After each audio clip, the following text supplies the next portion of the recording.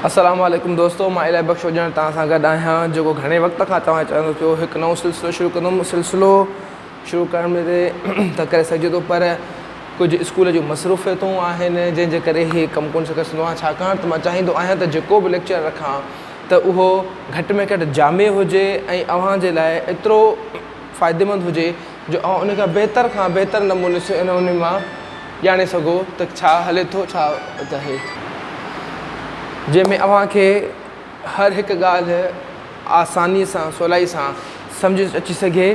अहिड़े नमूने सां मां मुख़्तसिर ऐं नंढा लेक्चर रखां थो जेके अव्हांजे कॉम्पिटेटिव एग्ज़ाम में वधीक फ़ाइदेमंद थियनि, CSS ऐं PCS जे लाइ ख़ासि तौर ते। उन लिहाज़ सां अॼु हिते जेको मां उनवान लिखियो आहे उहो आहे शख़्सियतुनि जे बारे में, जेके रिपीटेड बार बार ईंदी रहंदियूं आहिनि CSS जे इम्तिहाननि में। उन्हनि शख़्सियतुनि जी हिकु सीरीज़ शुरू कई आहे। अॼु हीअ पहिरीं शख़्सियत आहे डॉक्टर होतचंद मूलचंद गुरबख्शाणी। ऐं ईअं ई जेके बि इम्तिहाननि में ईंदा रहंदा आहिनि शख़्सियतूं, उन्हनि ते असां ॻाल्हाईंदा रहंदासीं। डॉक्टर होतचंद मूलचंद गुरबख्शाणी सिंधी जदीद तनक़ीद निगारीअ जो अबो मञियो वेंदो आहे। उन अहिड़ो कहिड़ो कमु कयो जंहिंजे बुनियाद ते असां चऊं था त डॉक्टर होतचंद मूलचंद गुरबख्शाणी जदीद सिंधी तनक़ीद जो अबो आहे। तनक़ीद तव्हां ॼाणियो था, हर उहो अमल जेको चङे ऐं बुरे जे विच में फ़र्क़ु या तफ़ावत असांखे बयानु करे। डॉक्टर होतचंद मूलचंद गुरबख्शाणी जे असां इब्तिदा खां शुरू ईंदासीं, उन ते वधीक ॻाल्हाईंदा रहंदासीं त असां उन खे छाजे करे चऊं था त उहो आहे। कुझु शयूं बोर्ड ते लिखंदासीं त उन्हनि जे करे डॉक्टर होतचंद मूलचंद गुरबख्शाणीअ खे असां सिंधी जदीद तनक़ीद जो अबो मञूं था। छाकाणि त असां वटि तनक़ीद त केतिरी थींदी रहंदी आहे, पर जेका शुरूआत उन कई उन जे बुनियाद ते असां अॻिते वधिया आहियूं। हलो शुरू था कयूं। त जनम साल संदसि आहे ईस्वी 1884 ऐं वफ़ात जो साल आहे ईस्वी 1947। डॉक्टर होतचंद मूलचंद गुरबख्शाणीअ जूं हूअ लिखणियूं के तमामु घणियूं कोन्हनि के, मुख़्तसिर लिखणियूं अथसि, थोरियूं लिखणियूं अथसि। उन्हनि लिखणियुनि जे बुनियाद ते ई असां उनखे चऊं था त डॉक्टर होतचंद मूलचंद गुरबख्शाणी हिकु बरजस्तो लेखक, मुहक़िक़, तनक़ीद निगार ऐं नॉवल निगार आहे। संदसि तहक़ीक़ जी जेको बुनियादी PhD थीसिस हुई सा हुई mysticism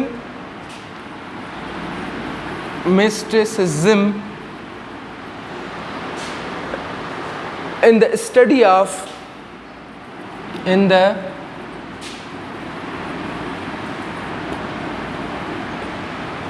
of early 19th century poetry of England.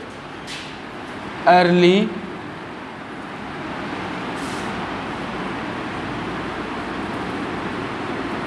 19th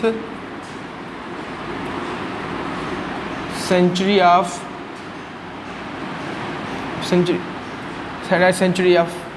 poetry in England. हाणे सूफ़िया या तसव्वुफ़ संदसि अहम मौज़ू हुया, जंहिंजे करे ई असां सिंधी मुस्लमान ऐं हिंदू मुस्लमान ॿिन्ही जे लाइ डॉक्टर होतचंद मूलचंद गुरबख्शाणी महबूब शख़्सियत रहियो आहे। उन जा कम तमामु घणा आहिनि। उन्हनि कमनि मां असांखे जेके अहम कम नज़र अचनि था उहो आहे शाह अब्दुल लतीफ़ भिटाईअ जे रिसाले जी तहक़ीक़ ऐं तनक़ीद। उन खां अलावा उन ॿिया कम बि कया आहिनि, पर शाह अब्दुल लतीफ़ भिटाई जे रिसाले में पहिरियों दफ़ो हुन जेको धारियों कलाम हुयो उन कलाम खे धार करे अलॻि कयो ऐं उनखे जदीद तनक़ीद निगारी जे बुनियाद ते परखे असांजे साम्हूं रखियो, जेको असां अॼु ताईं माख़ूज़ आहे त डॉक्टर होतचंद मूलचंद गुरबख्शाणीअ जी जेका तहक़ीक़ थियल आहे उहा सभ खां मथां ई आहे ऐं बहितर आहे। उन ते अॼु ताईं चर्चा थींदी रहे थी पई। तोणे जो उन तहक़ीक़ में डॉक्टर होतचंद मूलचंद गुरबख्शाणी सां डॉक्टर उमर बिन मोहम्मद दाऊद पोटो पिणु शामिलु हुयो, उहो ॾिसणी जे हवाले सां ई हुयो। छाकाणि त जेकॾहिं उन में मुकमल तौर ते साणस गॾु हुजे हा त शायदि चोथों जुल्द अची चुको हुजे हा, जेको चवनि पिया जंहिं ते कमु हले पियो। इन खां अलावा असां अञा मुख़्तलिफ़ ॻाल्हाईंदा रहंदासीं। डॉक्टर होतचंद मूलचंद गुरबख्शाणी जो जेको अहम नाविल आहे, छाकाणि त सिंधी अदब में नाविल तारीख़ी नाविल, पहिरियों तारीख़ी नाविल जेको मञियो वञे थो सो आहे नूर जहान, जेको 1915 में डॉक्टर होतचंद मूलचंद गुरबख्शाणी तारीख़ी हवालनि सां, तारीख़ी ॻाल्हियुनि सां आरास्ता करे असां वटि हिते लिखियो आहे। ऐं उन मां तारीख़ जो ॻाल्हियूं असांखे मिलनि थियूं त कहिड़े नमूने सां हुन निबाह कयो आहे नाविल सां। उन खां अॻिते ॿियो तहक़ीक़ जे मैदान में जेको कमु कयो आहे डॉक्टर होतचंद मूलचंद गुरबख्शाणीअ, सो आहे असां वटि लवारीअ जा लाल।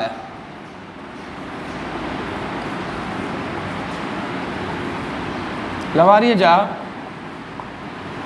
जा लाल। हाणे ही लवारी जा लाल जेको किताबु आहे ख़्वाजा मोहम्मद ज़मान लवारी वारो ऐं उन खां पोइ जा जेके 4 शख़्सियतूं आहिनि, उन्हनि चइनि शख़्सियतुनि ते इहा किताबु आधारियल आहे ऐं उन्हनि जी जेको आहे सो ज़िंदगीअ ते ऐं उन जे फ़न ते डॉक्टर होतचंद मूलचंद गुरबख्शाणीअ मुकम्मल तहक़ीक़ करे असांजे साम्हूं पेश कयो आहे। लतीफ़ियात ते डॉक्टर साहब जो ख़ासि कमु हुयो। हींअर ताईं जेको अहम मञियो वञे थो मुक़दमे लतीफ़ी, जेको शाह अब्दुल लतीफ़ भिटाई जे रिसाले जो मुक़दमो आहे, उहो डॉक्टर होतचंद मूलचंद गुरबख्शाणी उनजा हर हिकु फ़सल में शाह जी शाह जो शेर ऐं शाइरी, शाह जो मज़हब, शाह जो तसव्वुफ़, शाह जी जेको आहे सो सम्झाणी, शाह जी ज़िंदगी हर हिकु लिहाज़ खां मुकमल लिखियो अथई। ऐं उन में अहिड़े नमूने सां उनखे लिखियो अथई जो किथे बि हुन इहो न ॼाणायो आहे त शाह अब्दुल लतीफ़ भिटाई को सिर्फ़ु ऐं सिर्फ़ु जेको आहे सो हिंदुनि जो शाइर या मुस्लमान जो शाइर आहे, पर हुन ॻूढ़ी नज़र सां ऐं हक़ीक़ी ऐं सचे फ़नकार जे लिहाज़ खां, तनक़ीद निगाह जे लिहाज़ सां हुन तहक़ीक़ करे साबित कयो आहे त शाह अब्दुल लतीफ़ भिटाई सिंध जो सचो पचो शाइर आहे, जंहिं पंहिंजी शाइरीअ खे हर लिहाज़ खां रखियो आहे। असां जॾहिं नसर निगारी में अचूं था त छाकाणि जेका तहक़ीक़ थींदी उन में लिखत जो असरु रहंदो आहे। लिखत या लिखणी कहिड़ी नमूने आहे, असां कहिड़े नमूने सां पेश कयूं था, कंहिंखे बि जेकॾहिं पेश कयो वञे थो त उन खे शाह अब्दुल लतीफ़ भिटाई जी शख़्सियत खे या उन जे शेर खे, उन जे फ़न खे, उन जी जेको आहे सो कहिड़े नमूने सां पेश कयो आहे, उन जी जेको आहे सो ॿोलीअ खे कहिड़े नमूने सां कयो आहे, उहो मुनहसर हूंदो आहे मुहक़िक़ ते। अहिड़े लिहाज़ खां जॾहिं असां डॉक्टर होतचंद मूलचंद गुरबख्शाणी जी ॻाल्हि कयूं था त हू बरजस्तो लेखक हो, बरजस्तो नसर निगार हो, जंहिंजे लाइ शमसुद्दीन उर्साणीअ चयो त संदसि लिखत में इस्लामी तसव्वुफ़ ऐं वेदांत जा मोल मता असांखे नज़र अचंदा, तशबीहूं, इस्तियारा ऐं उन्हनि जी आमेज़श अहिड़ी त बहितरीनु आहे जो को बि हिंदू या मुस्लमान इहो कोन चवंदो त को ही सिर्फ़ु हिंदू आहे या ही का मुस्लमान आहे, पर हुन जंहिं लिहाज़ खां इस्तेमालु थियल लफ़्ज़ आहिनि उन लिहाज़ खां ई इस्तेमालु कयल आहिनि, त उन जो उहे इस्लामी तसव्वुफ़ सां वाबस्ता हुजनि या जेको आहे हिंदू वेदानियत सां हुजनि। इन लिहाज़ खां असांखे ॿिया बि केतिरा ई लॻनि था नमूना मिलनि था जेके डॉक्टर होतचंद मूलचंद गुरबख्शाणीअ जी शख़्सियत ते आहिनि। उन खां अलावा असां तालीम जे मैदान में ॾिसूं था त डॉक्टर होतचंद मूलचंद गुरबख्शाणी पंहिंजी सॼी ज़िंदगी तालीम सां वाबस्ता रहियो ऐं तालीम ॾींदो रहियो, उन सां गॾो गॾु पंहिंजो ही तहक़ीक़ जो कमु कंदो रहियो हुयो। लतीफ़ियात ते मां जीअं चयुमि त उनजो ख़ासि कमु आहे त सुर सुहिणी जी पुण हुन जेको आहे शरह कई ऐं उन ते लिखियईं ऐं उन ते लिखियईं। ऐं उन खां अलावा रूह रहाण किताबु पुण लिखियईं, जंहिंमें शाह अब्दुल लतीफ़ भिटाईअ जे सुरनि या जेके दास्तान आहिनि उन्हनि जे बाबति लिखियो आहे, उन्हनि जी हक़ीक़तूं लिखियूं आहिनि त उन में कहिड़ियूं हक़ीक़त आहिनि, जंहिंजे वरी पूरी जी पूरी शायरी आधारियल आहे उन्हनि में रूह रहाण जा पूरा मोल ऐं मता ॾिना आहिनि। ईअं ई डॉक्टर होतचंद मोलचंद गुरबख्शाणी जा असां वटि शहादत भिटाइया तरतीब ॾिनल 3 जुल्द आहिनि। उन्हनि 3 जुल्दनि जी तरतीब कुझु हिन रीति थिए थी त जुल्द पहिरियों 5 सुर, जुल्द ॿियों 6 सुर ऐं जुल्द टियों 7 सुर, जेके 5 ऐं 6 11, 11 ऐं 7 18 सुर बीहनि था।